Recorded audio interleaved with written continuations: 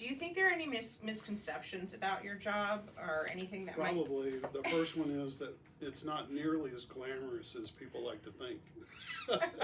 What do you mean by that? People often think that superintendents wield a lot of power, and that's not necessarily the case.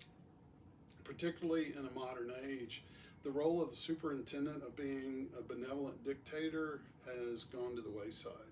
It's more about being able to have people skills that allow you to work well with others, to collaborate with others, being able to take ideas from multitudes of people within the organization to make good, solid decisions about what you do to better the education of the students you're providing services to. You know, particularly in a modern age, we've gotten to a point where I believe, and a lot of others in this organization believe, there's essentially about three things that you really want your kids to leave the organization with. Do they know how to learn? Do they know how to learn well? Would probably be a better way to explain it. Because, subject matter today, while it's still important, ultimately it's not that important because of technology. Most of it, information resides in the cloud. Do we have experts here in our settings in particular subject areas? Absolutely. It helps reinforce students' knowledge in those particular areas. But the bulk of that information is in a phone. We're no longer the gatekeepers of information in our settings. I see us actually being in a situation right now where we're more of what education started out as, and that was to facilitate learning, to guide learning, and things along those lines. So, for me, in some respects, we're getting back to the old ways that, questions now are becoming much more important than answers are. Back in the day, teachers were expected to provide answers. Well, now, if you really want deep learning from your kids, you want to be creating more questions and for the students to be able to ask more questions.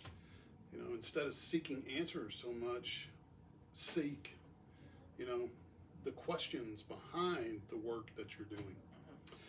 And then for me, the second thing is, does a student leave your organization knowing themselves well?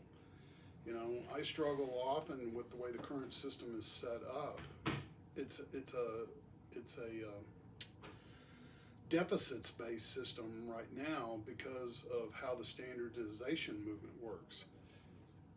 Kids, we start testing them in kindergarten now. We'll start them out with a PALS assessment, which is the Phonic Awareness Literacy Screener. And the tests that are currently used that set benchmarks for, how much a kid should know at a particular grade level, what you're doing is drilling out the negatives in a child. It's gotten to a point where public education wants to know what's wrong with your child. And for me, that's always been wrong. Really what I want to know from a child when I meet them is, what are your positive qualities? What makes you the great child that you are? Because I have yet in my career to actually meet a child that I thought was bad in any shape, form, or fashion. Whether it's intellectual or behavioral or anything else. Kids, I think, come to us, very innocent. And I try my best to slow down the loss of that innocence in the process. All right? So I want to know what's great about a child. Do I think along the way you need to find out, what their struggles may be, what their challenges may be? you need to be cognizant of those things. You need to be able to work on those things, but that shouldn't be your primary focus.